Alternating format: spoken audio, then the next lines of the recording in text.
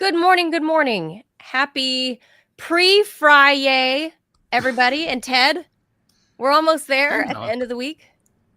That's good. It's Thursday, March 20th, first day of spring, allegedly. Is it?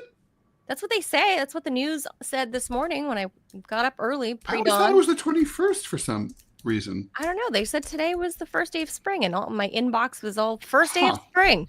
Well, I believed it began with we're already in spring. 5:00 this morning on the East Coast. Oh, so that's what it was. Allegedly. Well, it's spring here in DC. They say the cherry blossoms are going to be in bloom next week because spring has sprung, allegedly.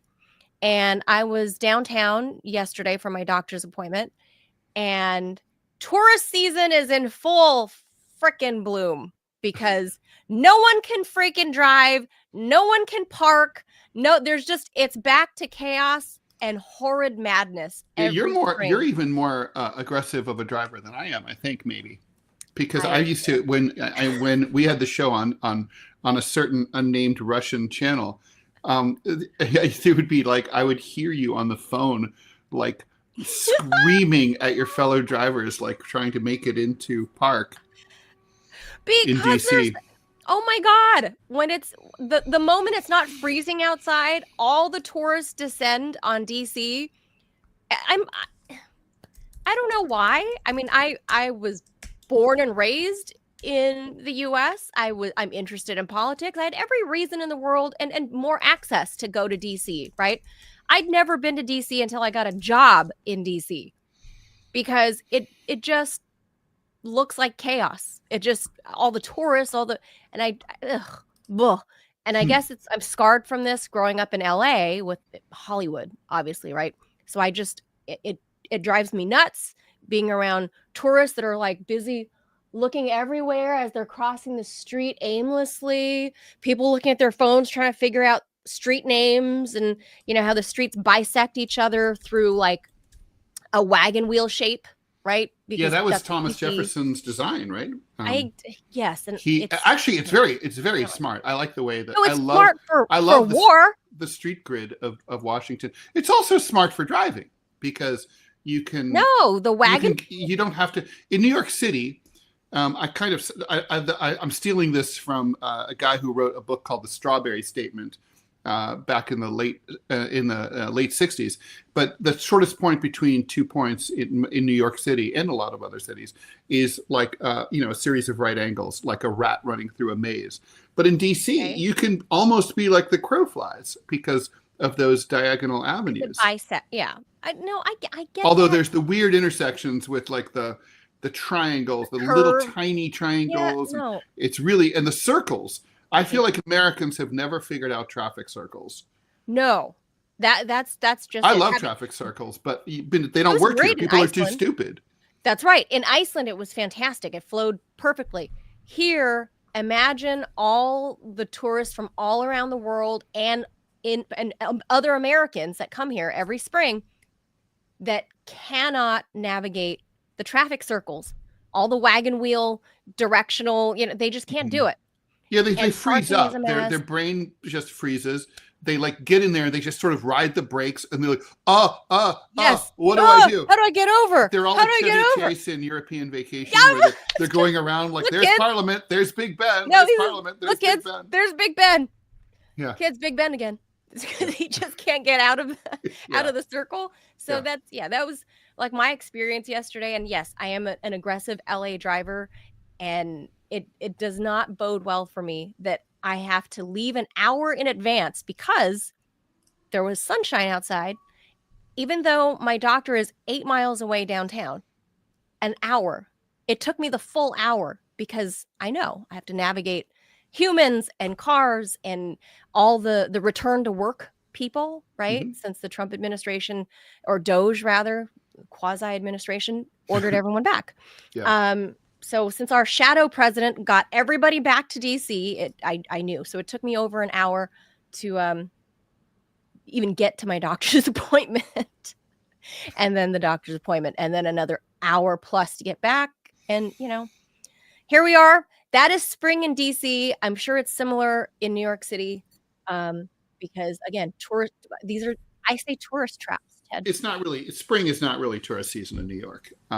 We get them in waves. We get the summer people. You guys get that too, the summer vacation people, and then we get the Christmas shopping people. They come in. Yeah. They all think, I don't know why. I mean, but Christmas is so pretty in New York City, though, at Rockefeller. They all want to go to see the tree being lit. They want to look at the department store window displays on Fifth Avenue and at Macy's. But I'm like, it is pretty. But for shopping, there's no reason to go literally anywhere in the world to go shopping anymore. I mean, for the most part, you can buy everything on the internet. It makes no difference. You can live like Robbie out in Montana and get the same things that you could get on the Champs-Elysees. Right? It makes no difference. My mom used to be like, when I went to France, my mom would be like, bring me back Chanel number 5. I'm like, Mom, you can get that at the Dayton Mall. Like, who cares? Yeah. Well, New York City's got its own congestion problems without the tourists. So, not so much anymore, though. I mean, because the city's dying, right? So there's fewer people here. I haven't been since pre-COVID, so I. Oh, you'd be shocked. Oh, you would be very, very surprised. Yeah, especially if you went into the subway. Holy shit! No, because I might get pushed. Well, that's true. Asian lady. You have to ride. You have to ride. Prime target. Right up against the wall, flat against the wall. Be hugging a pole, waiting for the train. Another reason those Russians are safe. Like if you're walking your pet wolf on the metro in St. Petersburg, which has happened, people do that in St. Petersburg. I saw a lady walking her wolf in St. Petersburg. And nobody cared. Everyone's like, she has stole out of him. We are Russian. We have wolf. It's just a different culture. The tourists there. You better move along when you're, Anyway. That's when you got that bad boy nipping at your heels, you better get going. Better get going. I'm Manila Chan. That's Ted Rall. You are tuned in to the Ted Manila Information Show, TMI show for short. We're live Monday through Friday, 10 a.m. Eastern. Make sure you hit that like and subscribe button. We are on episode 101, Ted. Yep. That's true. Just inching towards my second favorite 101 after the band, the 101ers. Quick test. Do you know who the band the 101ers were? I'll give you a hint. They were the prequel band to a very important punk band. Very important punk band. Prequel band? No. They were Joe Strummer's first band before he got into the Clash. No kidding. Yeah. They were a pub rock band, and they had a minor hit. I think it was called like "Keys to My Heart," and 1976. And then he was walking on the King's Road, famously, big shopping district in London, and the other guys who were trying to start a band who would become in the Clash. They met Joe, and he's like, "Hey mates, what do you think of my band?" And they were like, "We think your band sucks, but we think you're awesome. Come and join us." So he quit. So he quit the 101ers. Turned out to be a good move. Yeah, and, I would say so. And then ended up forming the Clash. Oh man. By the way, if you guys don't know, Ted and I share an affinity for like British rock and British punk. Mm-hmm. What a great music scene. And I'm going to give a shout out to the town called Hammersmith outside of London, because I don't know about now, but back in the day, they used to have great punk rock live shows. At Hammersmith Palais. Hammersmith was an amazing town if you wanted to catch like up and coming artists. Like back then I saw like the Arctic Monkeys, like just amazing place. Hammersmith was such a great like musical That's like town. post punk. What I've been like on a do you get into like these like I get into crazy like obsessive things where I have to hear one band, like everything by that band. So I think that's an INTJ thing. So I've been like lately, I've just been listening to crazy amounts of Jesus and Mary Chain. Really? No, they're so good. I'm not doing the music right now. I'm busy getting to know the other Ted. Kaczynski. I'm reading the Kaczynski. Well, you can't really get to know him personally because he is no longer with us. I'm really kind of bummed about that. He was one of the people I had dreamed of. I hope he's in Luddite heaven. He's in anti-tech heaven. He wasn't not that long ago. He only died in 2023. Yeah. So he was one of those people that I had dreamed of interviewing. Oh God, I would have loved that. That would have been fascinating to interview Ted Kaczynski, but mm-hmm. That's neither here nor there. Well, the thing is, so you're reading that manifesto, right? I mean, he was pretty right. I think 95% right about stuff. Don't spoil it for me. I know so far. Just a I don't know, couple dozen paragraphs in, and already I'm kind of like, oh yeah. Yeah, he's not really wrong about stuff. No. And this was they assume. Well, I mean, it was published in 1995 or so, right? But by the New York Times and the Washington Post. Mm-hmm. But they don't really know when Ted Kaczynski wrote it. You know what I always wondered, and I guess I could look this up, but what was the format of, I mean, like, he must have typed it, right? And it had to be typing. And he sent it to, well, had to, I mean, because he lived in a cabin, okay? Handwritten, the dude didn't have, no, I mean, he wouldn't have handwritten it because he didn't want to be caught, right? Remember, he was still on the lam. This was it. Yeah. It was a negotiation. He said, if you print this, I won't kill anyone else. So the newspapers agreed to print it. It must be. It must have been typed. It was typed. And so obviously, yeah, and I mean, so yeah, because he was very careful about not being caught. So he must not have put his fingerprints on the paper. His brother ratted him out. Right. His brother I thought it was that he recognized the brother recognized the writing style. The letters. And the writing. Just the style. Oh, I thought it was from the letters that he wrote. No, I think it was from like the sort of, there's a whole field called linguistic forensics, where basically you look for like ticks in people's writing and words. I mean, that's, for example, I hired a linguistic forensicist in my LA Times case. They claimed that like the two articles that they'd written about me were they faked the bylines. Can you believe that, in the LA Times? But they faked the bylines. They said that one was written by an editor, the other one was written by the ombudsman, and we didn't believe it because it didn't really fit. Okay. And so it didn't sound like them. It didn't sound like them at all. Not to mention, frankly, yeah. So long story short, it turned out it was the lawyer who had written the entire thing. Yeah, 99.2% chance accuracy. Do my French laugh. Yeah, I don't. By the way, I don't think this is like ghostwriting. I think ghostwriting should be illegal. I think if you have an article. Here, I'll tell you why. Okay, so when you buy like fresh meat, you expect that like the meat you get, it's meat and that it's fresh. Why? Truth in advertising. If I buy a newspaper and it says there's an article by Hillary Clinton in it, then I need that article to be by Hillary Clinton. If it says by Hillary Clinton and it was written by someone else, I've been cheated. That's fraud. I guess that's fair. But most of the time, when there's a ghostwriter, the same exact newspaper that would fire you for cribbing 2 lines out of someone else's article, they will publish an entire article under someone's name who didn't even see it before it appeared in print. Give me a break. I think that's a fair argument, but in my mind, I like to think, I'm not sure that it's true, but I like to think that when somebody, let's say it's Hillary Clinton or Donald Trump in The Art of the Deal, right? Which we know, but that's different because it's not ghostwritten. The co-writer is on the cover of the book. His name is big. It says, by Donald Trump with whatever the guy's name was. Whatever, yeah. So there's no fraud in the Trump book. But if Trump had done the same book, but and left out the guy's name, yeah, I'd say that's bullshit. Alex, the autobiography of Malcolm X it's called the autobiography of Malcolm X by Alex Haley. There's no fraud. Alex Haley wrote it. Fair enough.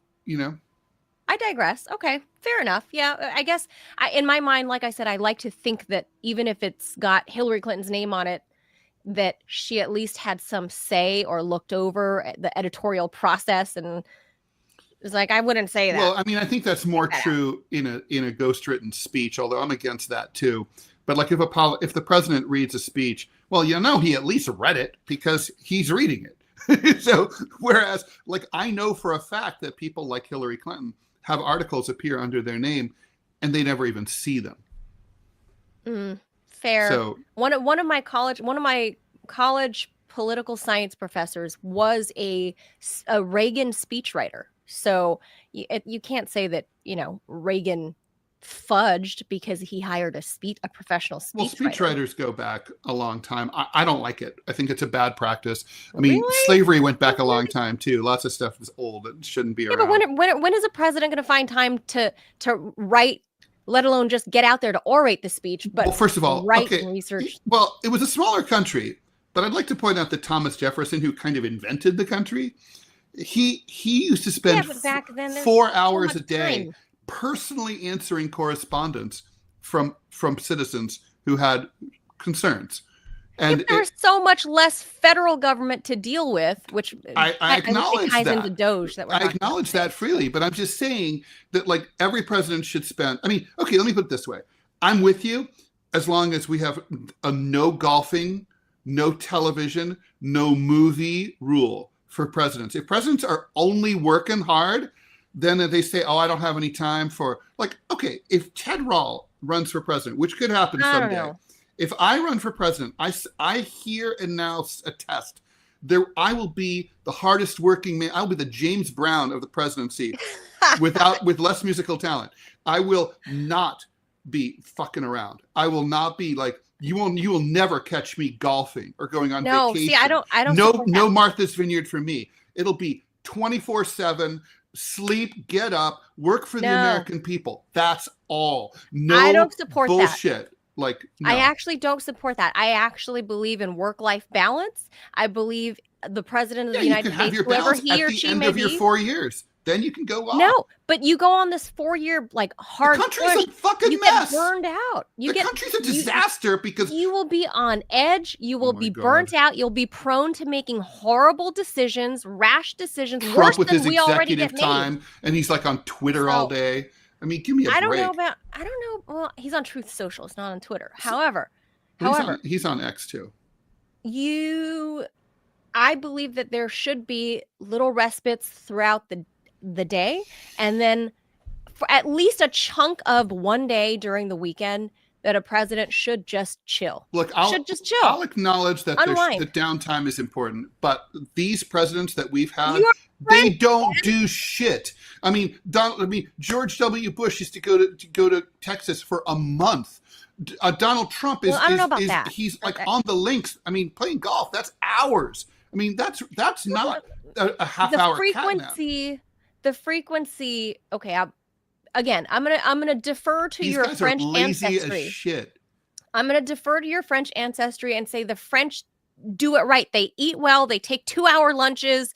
True. Same thing with the Spaniards. They take siestas. It is a work. And you know what? The French and the Spanish leaders have earned this. Why?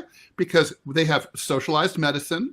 They have free healthcare for the elderly, free college. They have the people of France, they have basic social protections. Until we have basic social protections, another Rall rule, no member of Congress, no president, no top executive of the U.S. government should receive any wage or benefit higher than the lowest paid worker in the country. So in the country or in the country, in the United States. So in other words, basically you find the person who's paid the worst, minimum wage, no benefits, no vacation. That's what you get if you're a congressman or the president of the United States. Guess what? Wages are going to go up fast. I guarantee you. I can work with that. But before we jump into headlines now, the last thing I'll say is I am a strong proponent of work-life balance. Yep. I'm a strong proponent of keeping your but when there's no health work fit. And it's all life, like Biden, right, or Obama, or Trump. lot of vacationing. That's a little too much. If the average worker in America isn't even getting their Martha's Vineyard is ridiculous. No, that's not acceptable. Also, when I see them watching sports, it drives me crazy. Like you have time to watch football, which is the most slowest. Trump went to the Super Bowl game in the world. It is not slow. I love football. I wish I had more time in my life. There's like 6 seconds of play, and then there's a minute of just walking around grabbing each other's asses. But it's like do you know what the HIIT workout is? HIIT, like high intensity cardio. It's HIIT. that's kind of what football is. So it's like Well, short not for spurts of those of like us, not for intense. Trump. Trump is watching it on sitting on I know, ass. but he was there at the Super Bowl. So look, I am a fan of football. My I point like is, sports, okay, fine. And when your and I 4-year think it's term as great. President Chan is over, you can go watch football. Not while you're president. No. Mm-mm. No, I think it's perfectly acceptable for like once a week, take a few hours out of your week to go chill and do whatever, whether it's golfing, going to the Super Bowl, whatever, going to your grandkid's birthday party, whatever. Go be No, a no, not while person there's that's people not sleeping the outside. president. Not while there's stupid wars going on. Nope. I don't. Nope. I think if a president is not mentally and emotionally fit, they will be prone to making fucked up decisions. So Well, you want a happier we president, I haven't guess. had an emotionally fit president. I don't even like ever, because they're all insane and they've all Well, had plenty of downtime. most of the people in DC are I don't mean the tourists and people that live here. I mean the people that are politicians tend to be narcissists and egotistic And bastards. sociopaths. Yeah. They're All right. sociopaths. All right. So We got it. all right, all right. We've got it. So Sorry. My apologies. This is mostly no, but this is my fault because you know I'm feisty this morning. you are. Yeah, You woke up I and don't know what's chose going on. violence Yeah, against it's true. vacations. True. All right, let's get to the stories. Donald Trump and President Zelensky of Ukraine had a phone call yesterday that had supporters of the defense of Ukraine on the edge of their seats. After the call, Trump went on Truth Social and he called the call a very good telephone call. He added, "We're very much on track." Zelensky's statement said that together with America, with President Trump, and under American leadership, lasting peace can be achieved this year. A comment then says less about the chances for peace than about how much the Ukrainian president has learned about what it takes to keep Trump happy. But the Ukrainian leader also warned Trump that when it comes to dealing with Putin, one must trust but verify. Well, he's nothing if unoriginal. Ukraine had already accused Russia of targeting energy infrastructure in the early hours yesterday morning and of a new attack on the electrical grid powering the railways in Ukraine's Dnipropetrovsk blah, blah, blah region. I can't pronounce that. And this is despite the fact that Putin has said that he ordered the Russian military to halt energy infrastructure attacks after he got off the phone with Trump. Russia and Ukraine also swapped 175 prisoners of war each. That's one of the biggest exchanges so far. Today, EU leaders are in Brussels talking about further support for Ukraine, maybe, and Zelensky is going to open the summit with a Zoom speech. Oh, yay, how exciting. Yeah. So about the Europeans again. So like over in Germany with Friedrich Merz now, I don't know, has he been sworn in? I don't know. So they've got their new Bundestag people. No, I don't think he's in yet. He's not in yet officially. So then this falls on Olaf Scholz.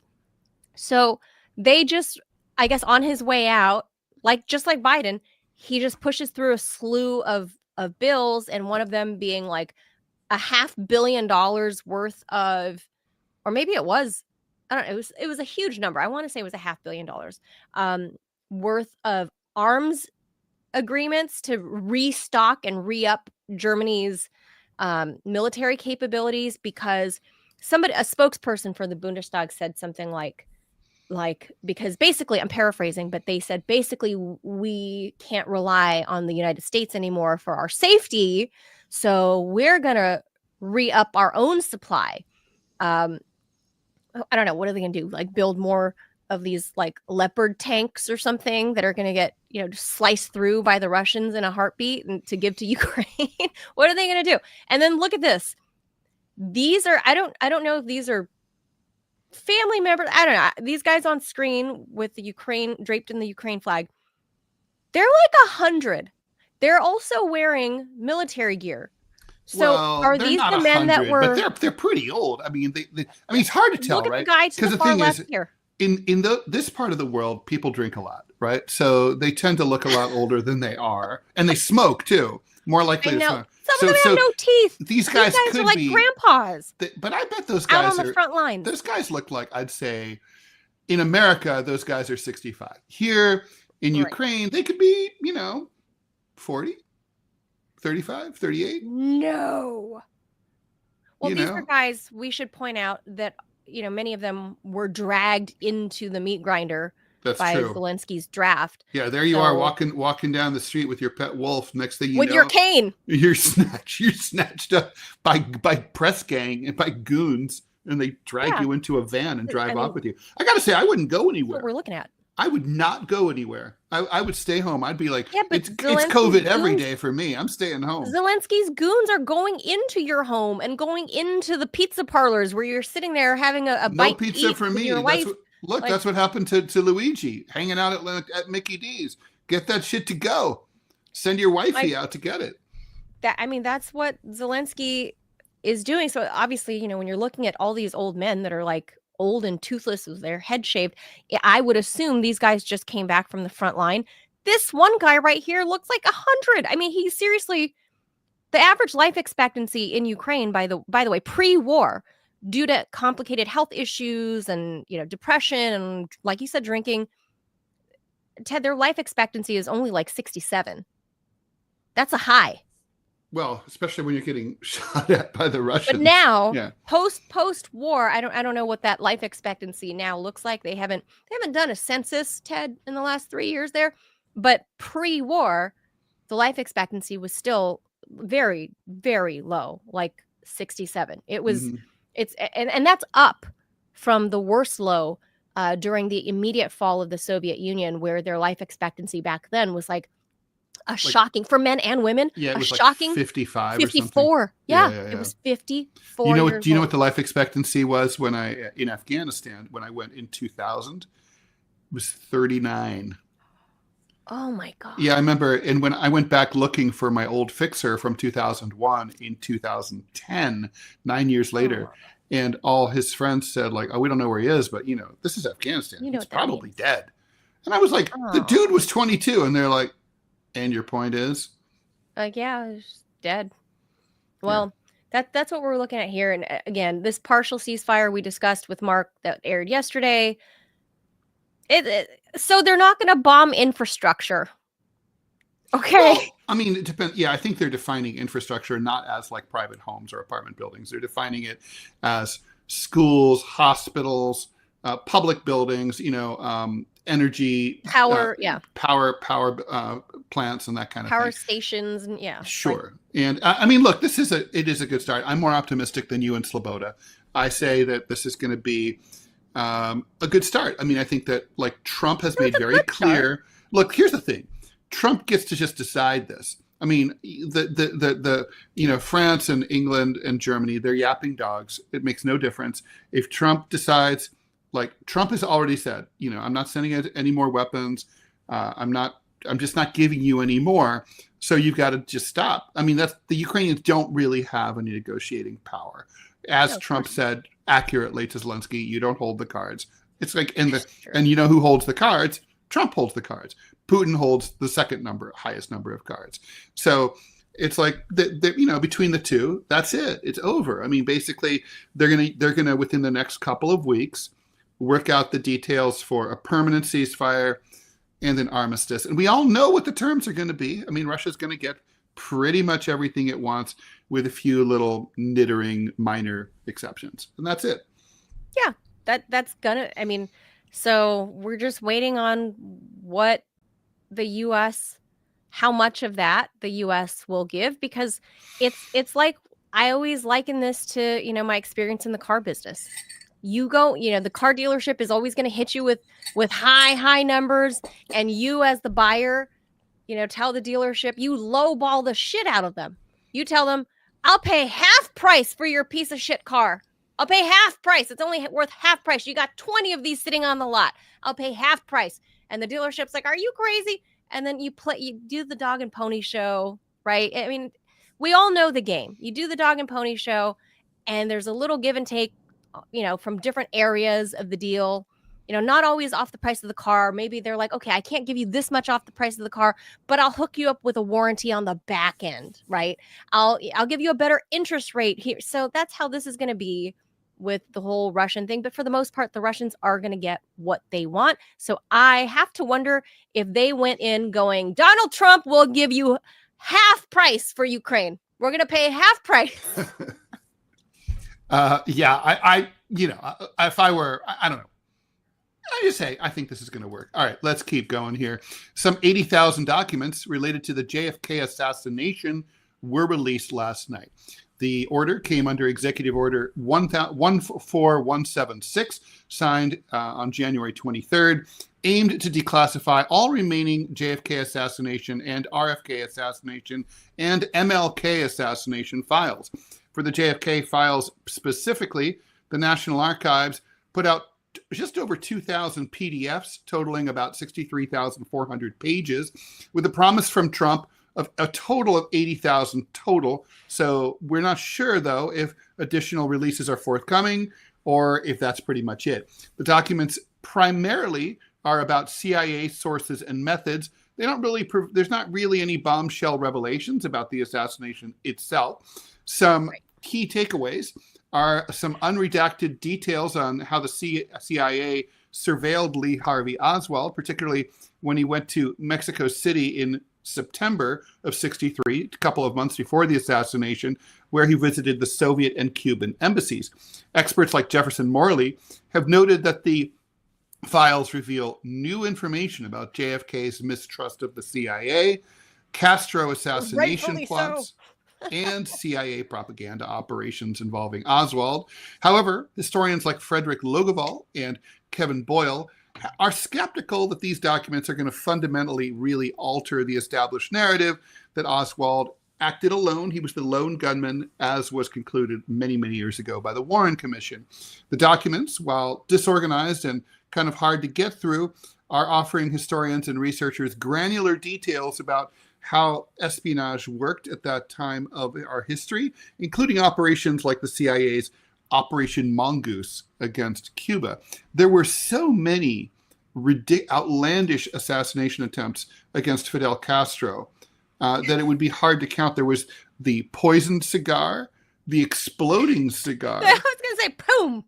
Yeah, there was the exploding cigar. I mean, it's kind of like, it was so funny. They're such children. They're like, he likes cigars. Maybe we can fuck with his cigars somehow.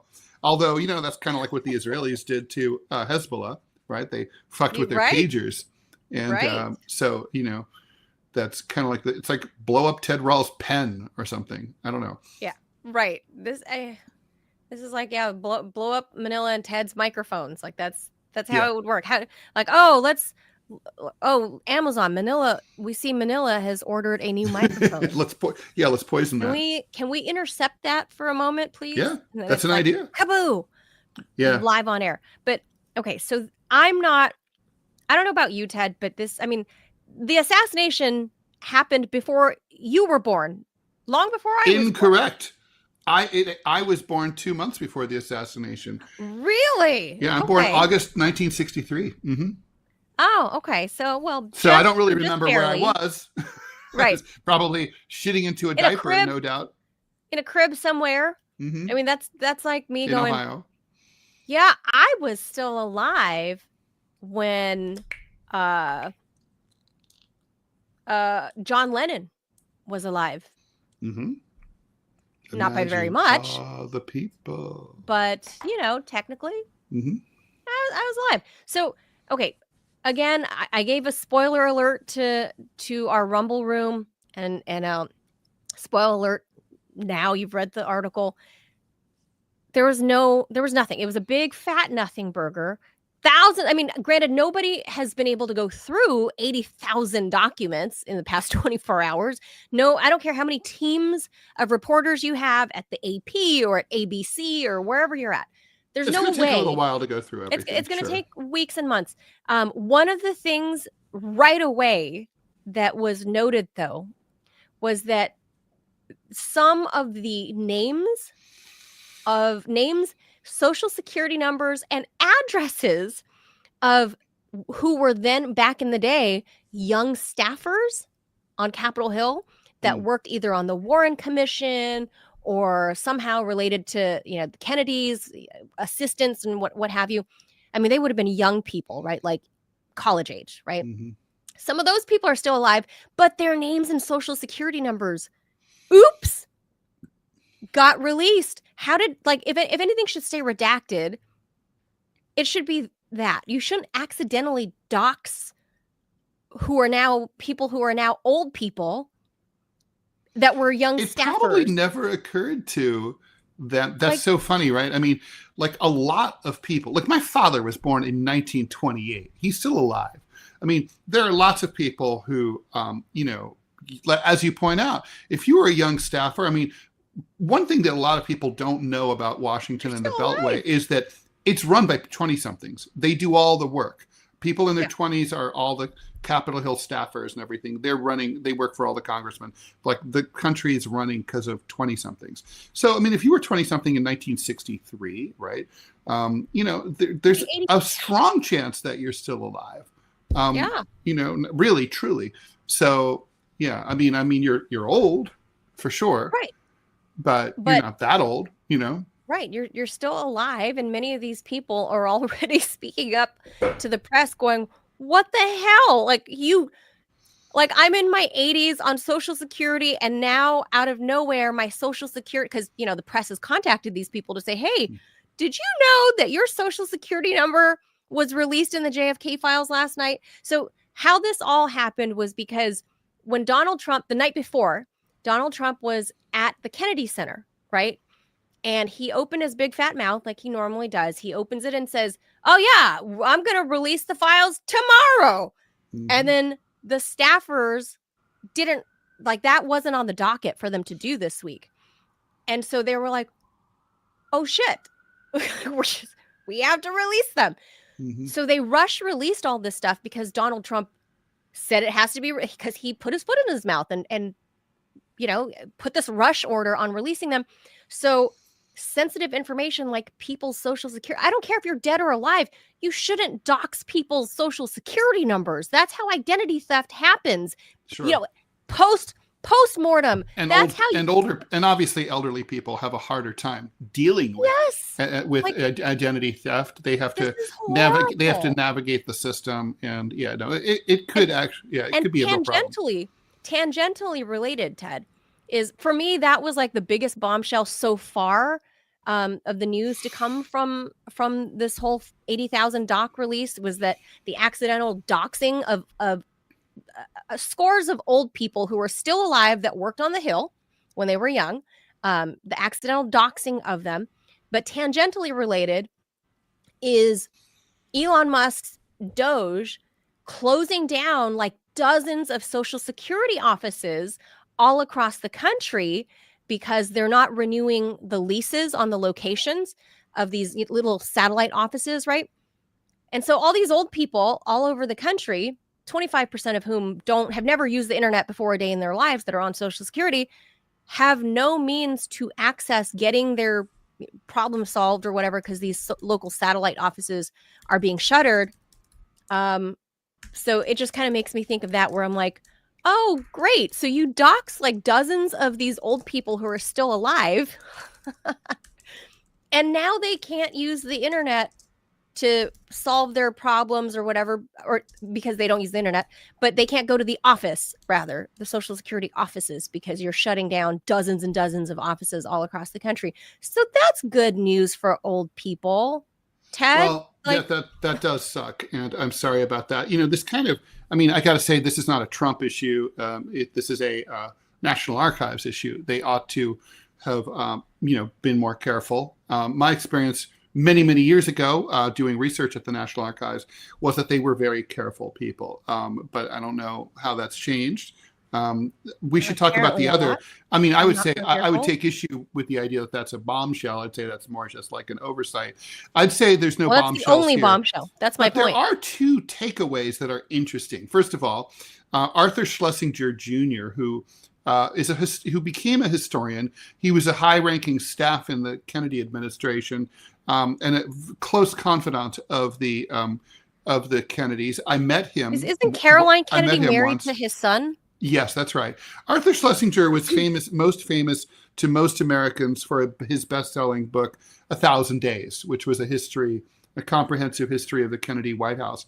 And Schlesinger wrote an internal memorandum right after the Bay of Pigs fiasco in 1962. Mm-hmm. The assassination, of course, was in November 22nd, 1963.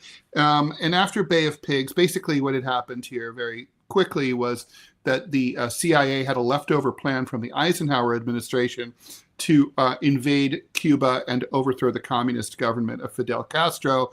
And they basically supported a bunch of anti-Castro Cuban exiles from Florida to go there and invade. And the Americans were supposed to provide air cover for the invasion of Cuba. Right.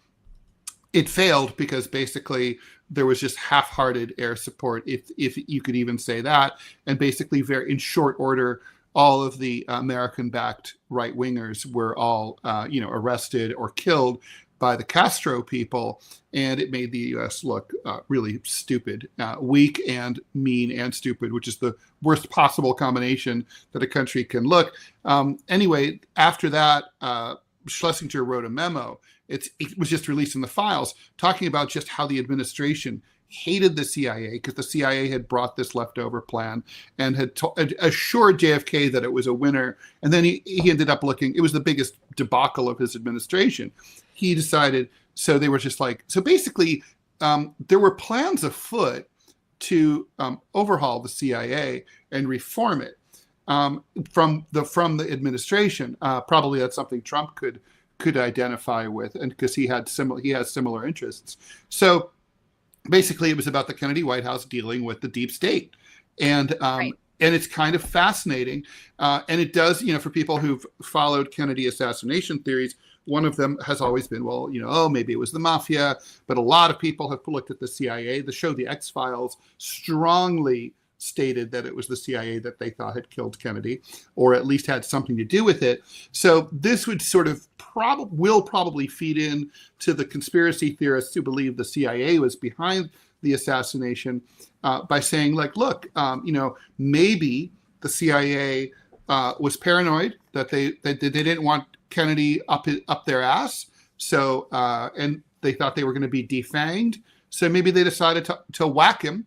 And that ties into the fact that the Lee Harvey Oswald, who was a communist, he was being followed and tracked by the CIA. It could also be something as simple as the CIA got wind of the fact that that Oswald planned to kill the president, and they decided to just let it happen.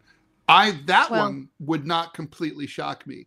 Just do nothing. Just let it happen. Right. Sort of like let it be, man. It's sort of analogous to the Trump assassination attempt in Butler, Pennsylvania, right, where you have the idiots, cops, hanging out in the metal shed while the shooter's on top, banging around on top of them. Yeah, I could see that. So I could see that too, but although I don't think I think they were just idiots. But there are still no documents explaining or not explaining, but backwards debunking the magic bullet theory because of the way, the angles and now that it bounced around off bones and stuff. Yeah. In the skull, none of that, like collarbones and none of that makes sense to me. Well, I mean, look, I have personally witnessed the magic bullet. I have seen it. So when I was I mentioned I did research at the National Archives, right? Yeah. Okay, so while I was there, Oliver Stone's film crew was there. Oh, right. They were researching JFK, the movie. And so this is in the 90s. That's correct. Yeah, it was in 1990, 1991. And when I was at Columbia. And at one point, most of the researchers at the time were Civil War buffs studying. There's always the National Archives are full of Civil War buffs studying battle plans, and then I guess probably a lot of them do reenactments and stuff. And then there were also total nerd out, man. And then there's also there was the JFK crew. Anyway, at one point, so you wait in this big room, in this big library room, and you request materials, and then you drink your coffee and you wait, and then then they come and they announce. They're like, "Hey," so they announced suddenly, like I heard someone say the JFK assassination boxes the evidence boxes are here. So everybody gets up. Like I was there. The whole room. What? I was not there for JFK. I was there for U.S. plans to occupy France as an enemy power at the end of World War II. Anyway, we all go and hover over. It was fascinating. In the box, there was JFK's shirt that he was wearing. It was a 16 and a half by 34 gray pinstripe Brooks Brothers shirt. The same kind that I used to wear to the banking job I had in the 80s, because they never changed anything. Brooks Brothers, never. They do now, but they didn't used to ever. You could buy something from the 40s that looked the same as it did in the 80s. Anyway, I have a couple dresses from Brooks Brothers that could very easily have just come out of the 80s, minus the shoulder pads. Totally just like that. And then, but there was his Massachusetts driver's license with his Hyannis, address on it. There was a little bit of money. There were some keys, presumably to a wing of the White House. Weird. All the stuff that was found on it, right? And then there were the bullets. And one of the bullets is in the Dallas Police Department evidence bag. And it was seriously, I'm not a forensics expert, but it was seriously banged up. And we were all like, ooh, magic bullet. So that's, you can see why they concluded it, because the bullet clearly had multiple impacts, right? So that, I don't know. The theory could be right. I'm just saying. It could be. I'm just saying I'm open to it being wrong. I'm not sold one way or the other. I'm open to it being wrong too. I'm also open to the CIA knowing or strongly suspecting that this wackadoodle might try to kill JFK, and just being like, if that happened, yeah, that's fine. Oh well. Wouldn't suck. My biggest thing about this whole ordeal, because living through this my entire life, and yours, Ted, we're 60 some odd years out, and most of the people, barring the young staffers who are now in their 80s, but most of the high-ranking officials, I would say probably barring one or two or three, maybe, might still be alive, who were high enough ranking back then, right? Most of those people are dead. Oh, sure. What this tells me is anyone who was, let's say, I'm trying to think. My father, 35. Let's say you're 35 back then. You're at a high enough level, right? Yeah. Well, my dad was 40. He's still alive, and he would have been, 35? 35? 62 years plus, 35. Let's say 35. If you're, I don't high think enough you couldn't have been that high ranking at 35. At 35. Not then. No. You're still fairly low, but you're not low level. The idea that you let 35-year-olds run companies and stuff, that was not a thing in 1963. No, it was not. But my takeaway, Ted, is that 60 plus years later, we get all these documents. Most of them are banal, minutia, letters, like telegrams sent back and forth between offices of how do you request vacation time? Just a bunch of bullshit, right? That's why there was 80,000 documents. People that are only observing this as a cursory story of travel expenses, literally like I went to Dallas to talk to this guy, reimburse me for my hotel or whatever. Yeah. Right. It's 80,000 documents of mostly bullshit. So this to me highlights how the US government overclassifies everything. Well, that's true. Everything. And then wants to keep this cloak of secrecy over what it does. If you're hiding banal bullshit like inter-office letters, right, or telegrams that say nothing, that are just has nothing to do with the case. I mean, why are you trying to operate a government that me, the voter, I deserve to know what the hell you're doing, right? I deserve to know what you're doing. I want to know where my money is going. I want to know, who is writing off their lunch expenses at the Palm. I want to know I want to know those things. Yeah, and there's and honestly, there's no reason why we shouldn't know these things. Why are you covering this up for 60 years? Well, overclassification, I know, it is a joke. Well, I mentioned those Civil War geeks, right? Do you know, when I was there, 1991, 130 years after the Civil War, there were some battle plans that were still classified.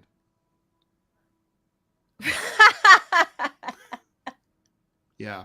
Well, Ted, I don't think that's not true anymore, but it's insane. You don't want General Custer's social security number to get out there. In case the South rises again. I'm just saying. Well, Lindsey Graham promised it would, right? No, well, am I confusing that with Gone with the Wind? With God as my witness.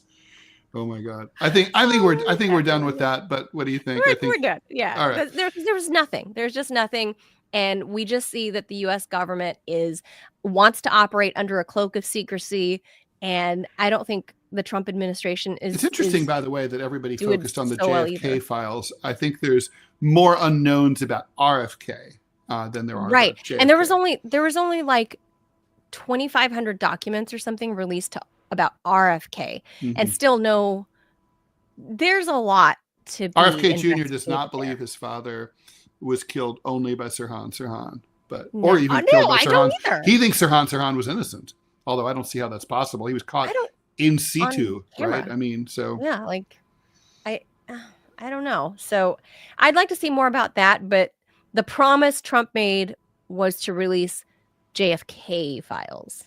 So, the other stuff is all bonus, but obviously his Secretary of Health and Human Services obviously requested that the RFK stuff be released too. Right. All right. So Trump plans to sign an executive order today calling for shutting down the education department. That, according to a White House official, this would move forward his campaign promise to get rid of the education department, something that conservatives have been trying to do for a long time, going back to Ronald Reagan. Trump says the Department of Education is wasteful and polluted by woke liberals, but you can't get rid of it without an act of Congress, which created it back under Jimmy Carter in 1979. A White House fact sheet said that the order will direct Education Secretary Linda McMahon, the WWE lady, to take all necessary steps to facilitate the body slam the department. That's right. To the closure of the Department of Education and return education authority to the states while continuing to ensure the effective and uninterrupted delivery of services, programs, and benefits on which Americans rely. That's an allusion to the fact that the U.S. Department of Education handles things like student loans, Pell Grants, and other things that American college students rely upon. So we'll see what happens there. The Trump administration has already been gutting the department through layoffs and program cuts. They're trying to slash the workforce in half, get rid of most of the Office of Civil Rights. That's always a good look. And the Institute of Education Sciences, which gathers data on the nation's academic progress. I mean, the education department, obviously, we lived without it before 1979. We could live without it in the future. But I do think it's a bad look for the U.S. We already have a reputation of being the biggest dinguses in the world, and and being completely uneducated savages. And so it's like all over the world, like the French, you're gonna be like, of course they're getting rid of the education department. So, just for that reason alone, it's bad PR. Anyway, it's not going to go away. Yeah. I mean, this is all going to be reversed. I mean, it turns out Doge and they can't do this. So all these workers, they're all going to be just ordered back to work. This is a fiasco. This is for right now. Okay, so it's gonna require an act of Congress to formally get rid of the Department of Education, or any department of anything. It's gonna take an act of Congress. It's one thing to be which they're not going to get a sub agency. You need 60 votes in the Senate, and the Democrats are not going to give them those 6 votes. They just aren't. It's one thing to be taking away the sub agency, the one that Elizabeth Warren founded after the economic crisis. The Consumer Protection Bureau, CFPB, which, by the way, was a really good idea. I think that was one of the good things, and things that I liked about Elizabeth Warren. I thought that was a great thing, but that's not a whole department in and of itself. That's an agency, right? Yeah. It's just an agency. So actually, it's just a bureau, right? Right. So it's not even like a full-on anything, really. It's just although there's considerable evidence that act was illegal also. What, creating it or getting rid of it? No. It was created by an act of Congress. You can't just the president cannot decreate it, cannot abolish it with a stroke of a pen. Congress has to sign off on it. You can't abort it? No, you can't abort it. Nope. It's as illegal as abortion in Texas. he aborted Elizabeth Warren's baby. And that was that. But now, but this is like late term abortion. They're trying to like late term abort the Department of Education. Is it too entrenched though, Ted, to get rid of, even if Congress somehow this goes to Congress, is it theoretically a bad thing to get rid of the Department of Education, and or is it too late to get rid of it because of how entrenched it's been over the past 45 years? Well, let me say the quiet part out loud. The main thing, the purpose of the Department of Education was people like me. We think that education should be federalized, like all other modern countries have, and that local control of education is bad. The U.S. Department of Education was created in large part to create a political atmosphere that would pave the way toward the future federalization of education. Now, at this point, there is no reason to believe we're going to see federalized control of oversight of education anytime in our lifetimes or our kids' lifetimes. It'll probably never happen. But that was kind of the thought, like, behind, like maybe this will help lead to that. It just never did. These functions that the Department of Education provides, like Pell Grants and all that, obviously they could be. You could have an education bureau. You could have a educational finance department do this. It wouldn't. I mean, I could see, for example, the Commerce Department could supervise that kind of thing. But it's like not. I mean, it's theoretically. I don't know that. I think the department probably is. I hate to admit this, but I need to be straightforward. I think probably the department is not really a valuable thing, because if you're not moving towards federalization of education, which in my view you should be, but we're not. So since we're not moving in that direction, probably Trump is right, and it should just go. But as usual with so many things that Trump wants to do that are probably some of which are good ideas, it's the way that he's doing it is wrong. He didn't build up any political. He didn't. There's no education. He never went. He never gave any speeches. He didn't slash and burn. Slash and burn. He never went to the Congress. He never explained like why we don't need this department. He's just like, I'm just getting rid of it. So because of in political leadership, 99% of it is about persuasion, right? Like getting buy-in from Congress, from the press, from people. Totally. And this president seems to have no appetite for it at all. He doesn't care. He's probably never had to care because he's been the dictator of his own company for years. EGAF. He literally runs a company named for himself, the Trump Organization. He what he says goes. So he's just running the country the same way. Another reminder that running the country like a business is maybe not a good idea. But it's like a certain kind of business. Yeah. So I think I don't look. Nothing's going to happen here, but it's going to be like a lot of delays. And I mean, don't forget, last year there were a lot of kids who had to drop out of college because the Biden administration's education department fucked up the rollout of the FAFSA form, the financial aid form. They? Yeah, and it was like they were trying to improve it, and basically it delayed financial aid award calculation so much that kids were not able to pay their tuition in last fall. So there's already that fiasco. This year, the same shit's going to happen again because kids aren't going to get their loans. Oh, I missed that. They're not going to get their Pell Grants. They're going to show up. Like if you go to a cool school, like, if you go to like a school where they don't care, like Harvard, where they have the money, it's like they definitely can stamp it and say like, okay, you can register for class. But if you're going to like Bob's University and Curly Fries, they're going to be like, you got to pay on September 1st, or you don't get to see the like inside Trump of the door. University. Right, exactly. So look, to the degree that you pointed out how the Department of Education isn't truly a formalized process of a federal means of education. I mean, they set some standards, and they say we should do this, we should do that, and I get it. They say we should. So it's kind of like a soft form of federalizing schooling across the U.S. I don't know that gutting it is the right answer. I think reforming it. I think a lot of this. I'm not a fan of DEI. People know that. I'm not. Civil rights is one thing. Civil rights is a different subject from DEI and how it's been and being enforced and influenced all through the United States. And it trickles down starting at the Department of Education. So if you're going to do a formal federal program of how children across America should be educated, you then have to take away money from, how the money is spent. Because look, I live in Fairfax County. It is by far one of the richest and supposedly best public school districts in the country, right? Supposedly. And it's definitely by far and away one of the richest. People think Beverly Hills or whatever. Fairfax County, this suburb of Washington, D.C.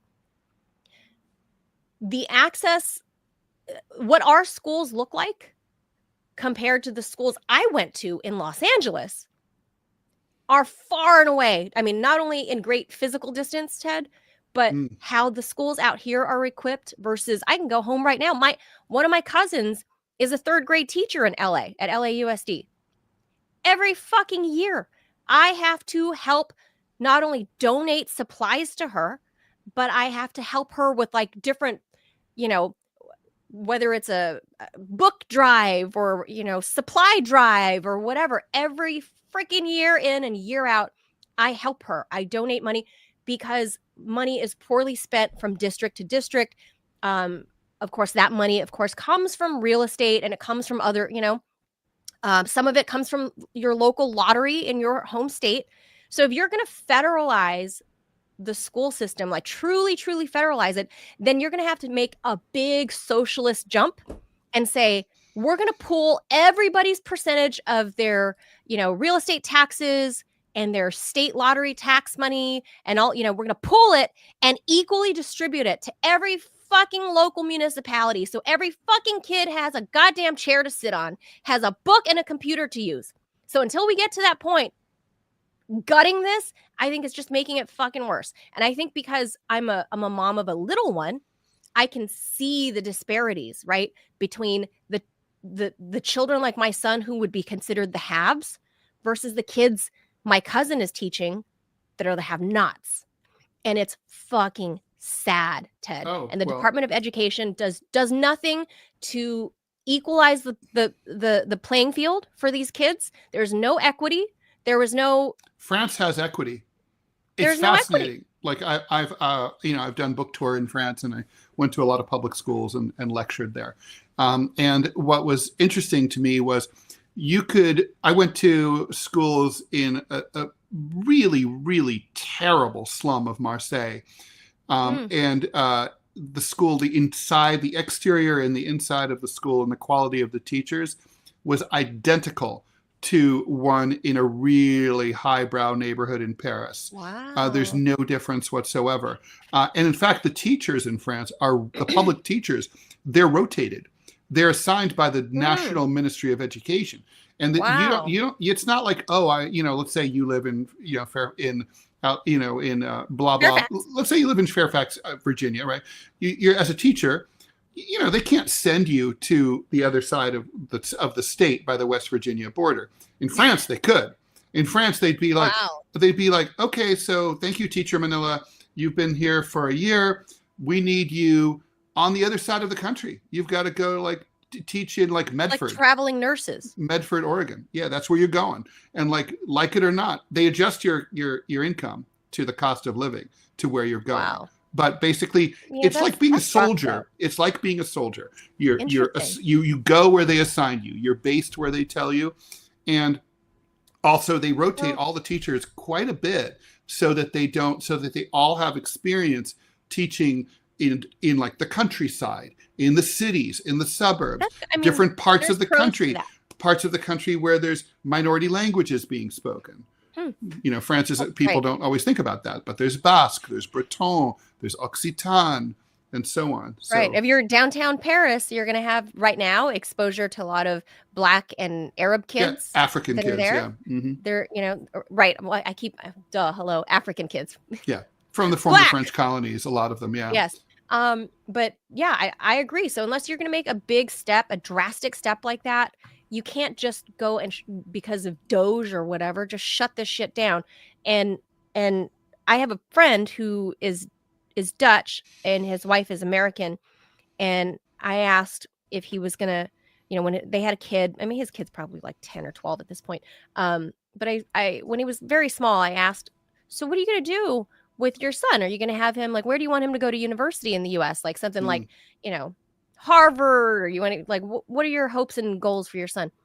He said, oh, no, I'm sending him back home to the motherland. And I was like, why? He said, because college is free. My son's half Dutch. So, I'm Dutch. My son will get free education there.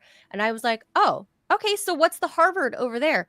And he looked at me. He was like, what do you mean? Yeah. And I said, well, like, what's the Harvard? What's the Yale? What's the Stanford? Like the highbrow schools. Like, what are the Ivy League they schools don't do there? That, that way. Yeah. That's what he said. He was like, oh, we don't have that. Like, I said, I couldn't understand. He couldn't understand me, and then I couldn't understand him. It's not hierarchical. That's what he said. I said, so where do all the best professors go? Like, let's say for a medical There's no such school. thing. He said there's no such thing. And my mind was like, can you imagine a society based on equality and fairness? That would totally break our brains. He was like, all the universities are excellent. And I went, yeah. What? Right. What do you mean? Yeah, there's no shitty colleges in France. What? Yeah, there just aren't. So, unless we do something drastic like that, just cutting this, I think, is a bad idea. What you needed was reform, not getting rid of it.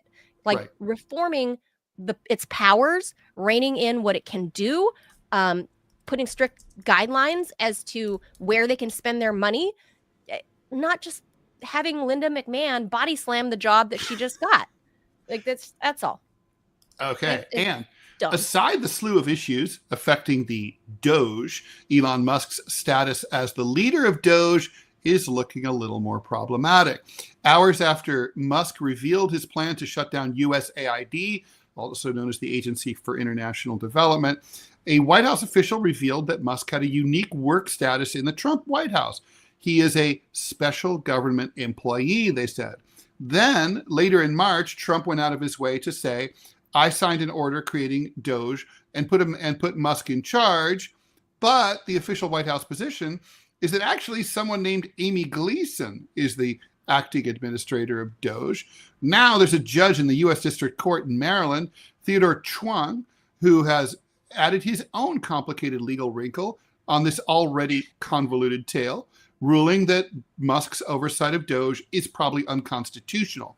Chuang said that Musk's role probably violates the Constitution's appointments clause, which is, by the way, in the original. Ted? Pardon? He says probably violates. Well, that's because it has.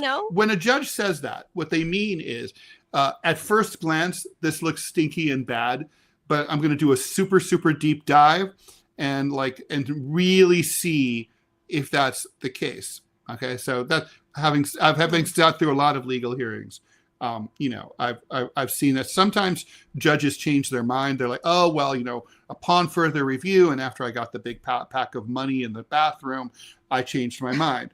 But they usually don't. They usually are like their first when they say like my inclination is that I'm against this. It means they're going to rule against it.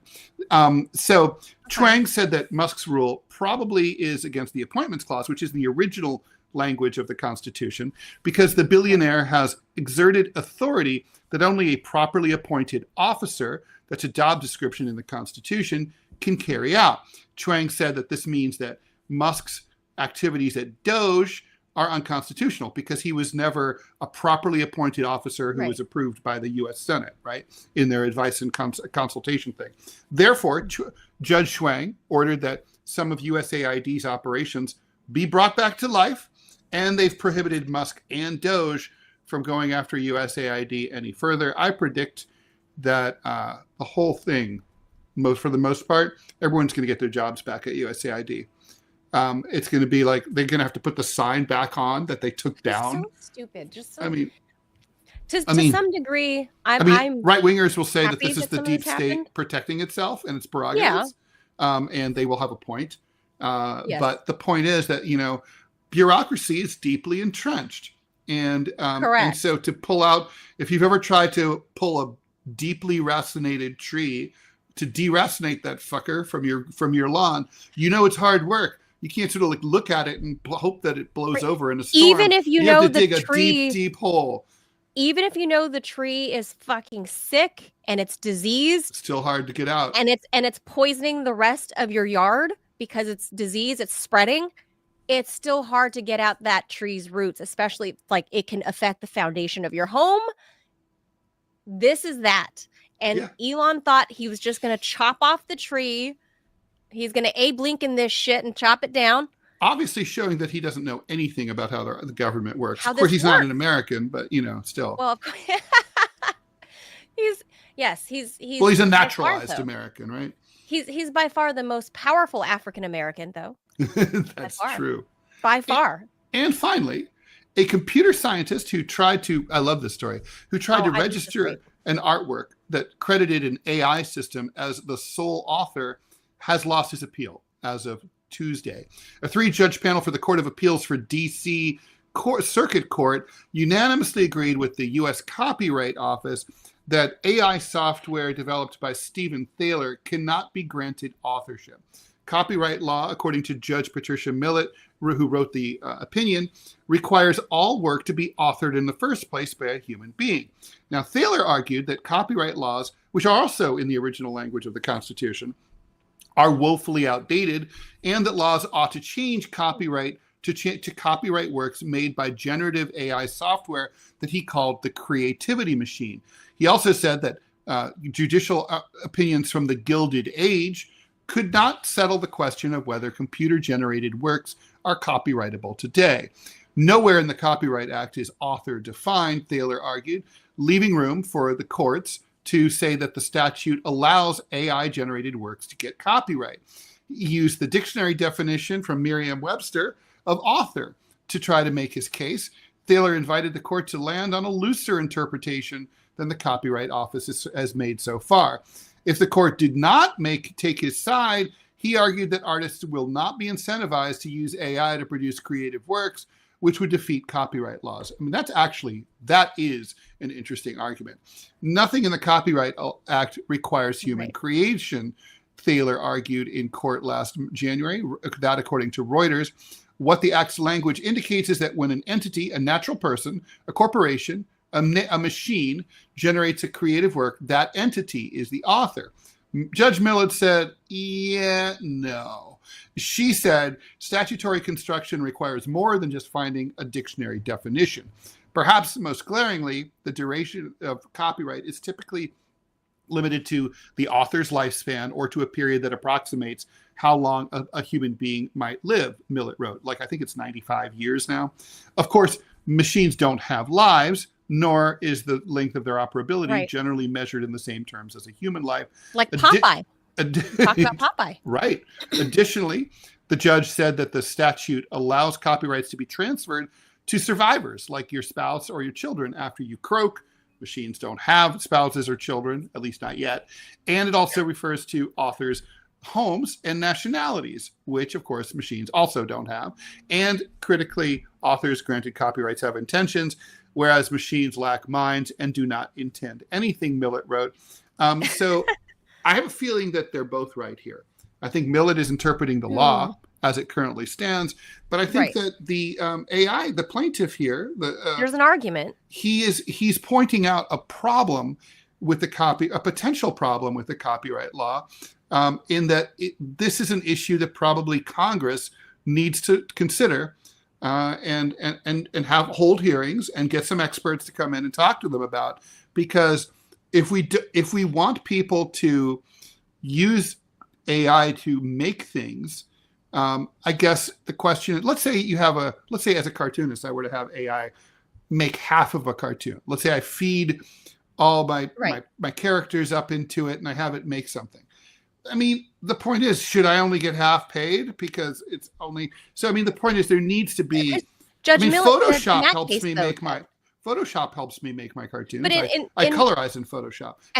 What Judge Millett says, based on what you just presented, you already created these characters, though. Yeah. So So you're the original.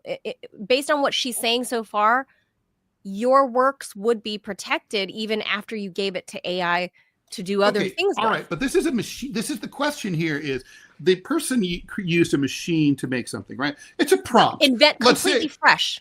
Let's say, like when sometimes we use AI here on the show to generate thumbnails for the for each episode. So we might say like, and I know I've done this on AI, and I'll say like, show Trump and Netanyahu arguing with each other with rubble in Gaza in the background, and then it does it. Right. Okay. Well, so that's a prompt. Now I'm not going to get into, well, you could say, well, AI made it. AI did make it, but they made it in response to what I said. So is this something where basically it's like analogous to really, I didn't do anything, sort of like if I go into the diner and I order, bacon and eggs, did I make the bacon and eggs? No, I prompted bacon and eggs to come to my table, but I did not make them, and I'm not I don't get any credit really for making them, I don't think. But then, or is this something? Well, the waitress isn't also, in that case, the waitress is not responsible for making. No, all she's doing is, or she's transporting them. But like, but let's say, but then like, okay, so if you prompt, but what about a musician? A musician, for example, uses a machine. Let's say a musician uses a saxophone. And so what makes the noises come out of that saxophone into what could become a saleable, recordable product like a compact disc or an MP3? Well, what is it? It's like the way that she pushes the keys, the way that she blows, her lung capacity, her ability, her armature, her way that she can control that. So in a sense, isn't she kind of just prompting this? Isn't the saxophone making the noise? And like the saxophone makes the music. You're just prompting the saxophone to make the music. So do you deserve no credit whatsoever for the noise that comes out of the machine that is the saxophone? I mean, it's an interesting question. Yeah, the copyright. Yeah, this is one of those things where technology, as usual, is always way ahead of the law.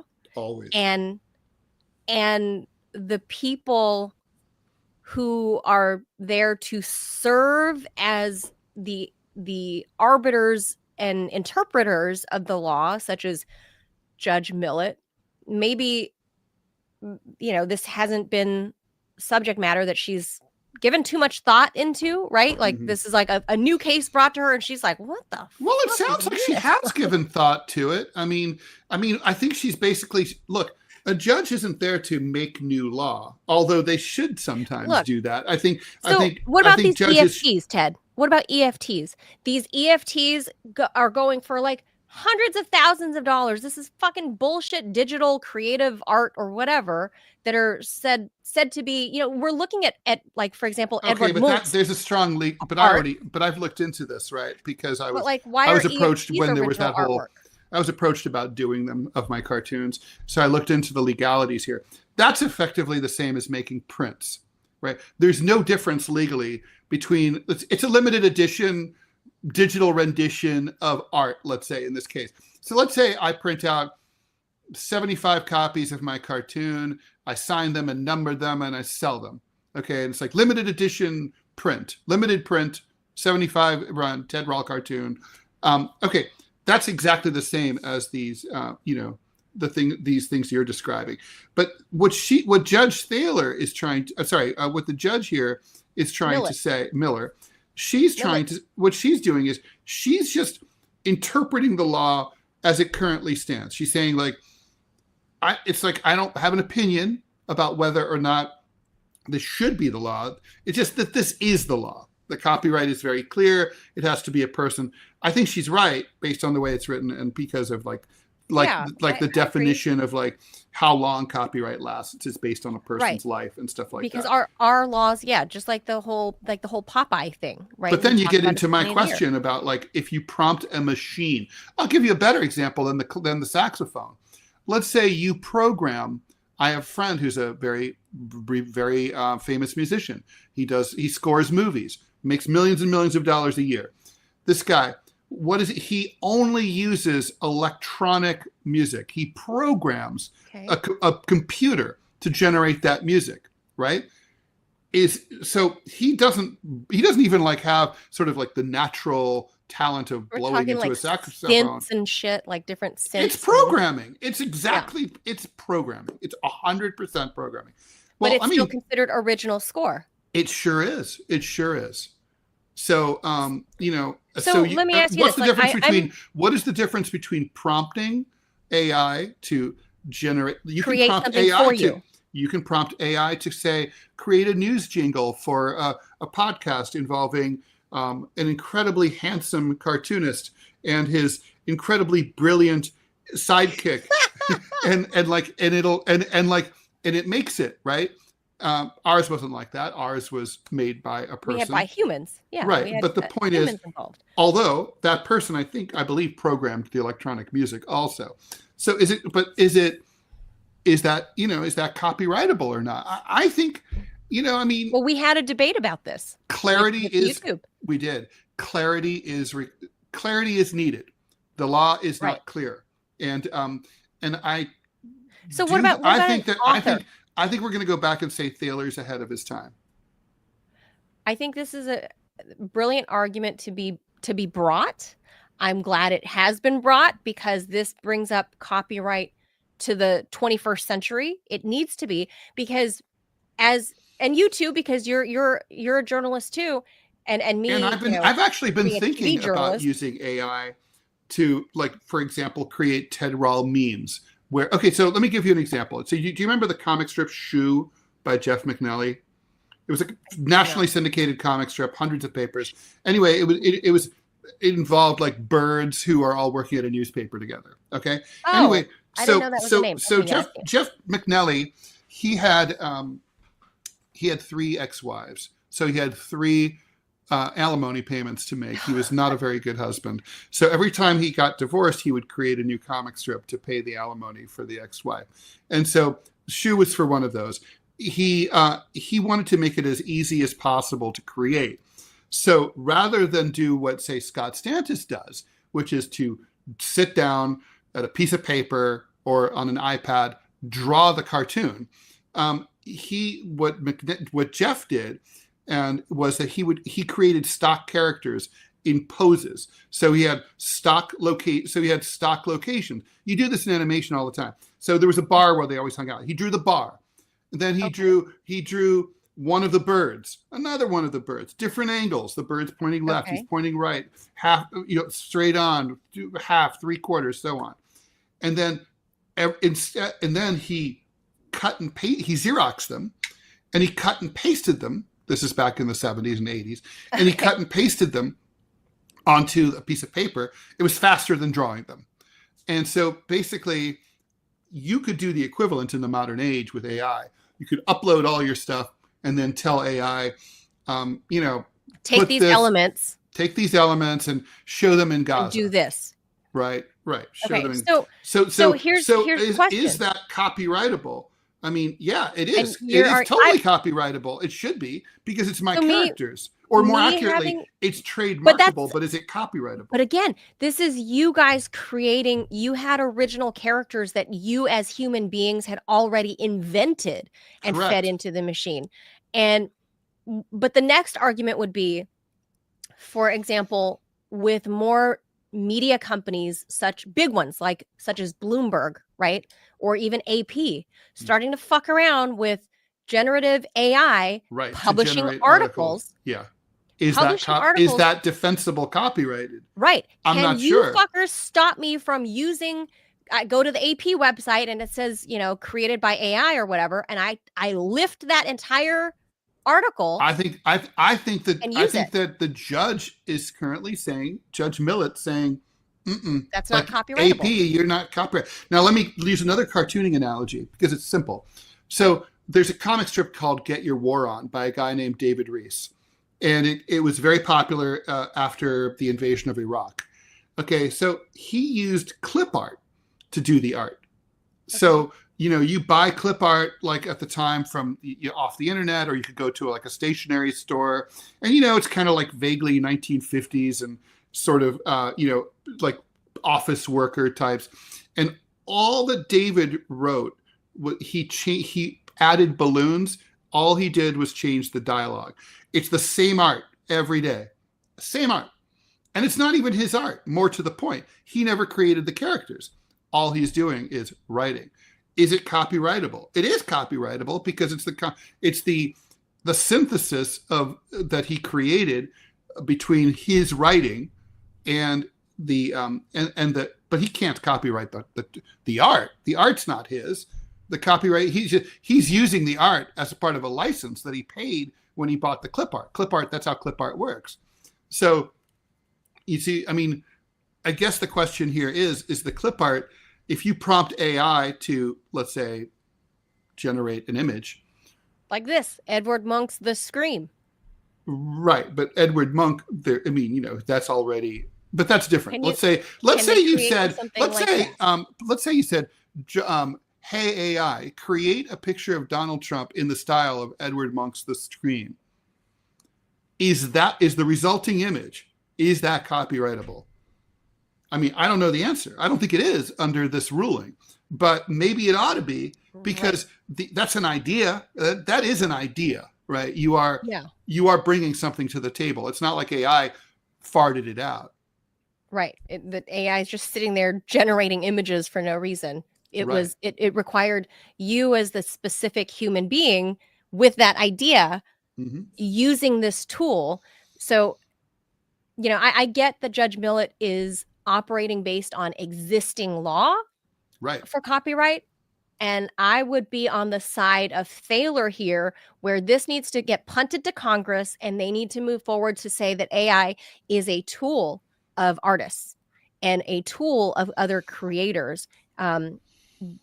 Just like if you were to digitally create Snoopy today, right? Like with a computer rather than drawing it by hand, right? Instead of Charles Schultz doing it by hand. Yep. So is the pencil, the pencil is his tool, right? Yep. And today the new tool is AI. So in that case, how is it applicable into like word stuff, wordy things? Like if the AP gets rid of its reporters and uses generative AI to publish articles, would those count? I mean, art is one thing, but would words revolving, subject matter like Donald Trump and Elon Musk, is that original content that should solely belong to the AP, and therefore you must pay the AP in order to use that content? Right. Well, that's right. And that's the thing. You don't have, if the AP can't defend its copyright, then you should not have to pay the AP for using it, because they don't own it really. So, so right now there's no law against it, is my point. And so this is something Congress needs to It's the Wild West. That's why it's interesting. Yeah. It's something that needs to get taken up. And personally, I'm a big fan of Edward Monk, so I'm happy that's why I pulled up this art information, like as B-roll here, because I love Edward Monk and I love this kind of dark. I'm a big fan of Tim Burton, shit like that. So, I just don't think without the existence of original artists like Edward Monk or Salvador Dali, or we were talking earlier about Rothko, right? Mm-hmm. Without those original artists to begin with, AI would have nothing to go on to learn from. Sure, that's true. So, and we as the humans operating the tool that is AI would have no example to tell the AI, hey, draw from, Edward Monk's style. We would have nothing to go from. So there would be, that's right. I think there's just there's no replacement for the God-given talents. That's all I'm going to say, is just there is no. And by the way, I don't want to get into this conversation. We can do it another time, but I do think we could. It's also kind of analogous to the music sampling debate. Yeah, well, we should talk to musical artists, music-y people about that one day. Mm-hmm. But anyway, that's the news for today. The top headlines. I think people should be talking about this. I think Congress should be talking about this, because AI really is changing the way everybody does everything, the way kids do homework. Sure. Is it cheating if your kid is you have a college age kid? Well, is there's the whole cheating? I've warned him against that. He said that basically AI is Google as you always wanted it, which I think is probably true. I use AI to research. I don't. I do too. All the I've been time. using AI to research. I don't know. I'm not a pro at AI, but I'm playing with it. Specifically, Grok. It's interesting, right? Is it cheating? I mean, like when I was in high school, you weren't allowed to use a calculator in math or science class. Then you went to college, and they were like, "Of course you can use it in your exam because in the lab you would have a calculator, right?" So real life, yeah. I don't know. So this is interesting. It's going to be an ongoing debate, and especially for people who create things like you and I. It's a topic I think that Congress needs to take up because this can hurt or help us, Ted. Well, that's always true. My father always said that. Technology is inherently neutral. Yeah, well, whatever happens in this space can greatly help or hurt people like you and I. So, all right, guys, that's it for Ted and I. We'll be back tomorrow at 10 a.m. Eastern. Please be sure to hit the like and subscribe button wherever you're at, so we can keep doing this show for you. Just click the button, because especially on YouTube, I think Rumble people are more likely to follow you if they come across your program and they like you, Ted. It's the YouTube people. Come on, YouTubers. Yeah, they don't want to they have commitment problems. But they come back. They keep coming back. I know. They keep coming back. They can't quit me. Yeah, but it's like they won't put a ring on it. No. They're hoary and slutty. Don't be a video slut. Yeah. Yeah. Besides, you can cheat. We won't care. It's like it's like an open relationship. Totally. Yeah, we don't care. Ah, okay. We just want to know that you love us. Yeah, exactly. We have other shows. Don't worry. It's fine.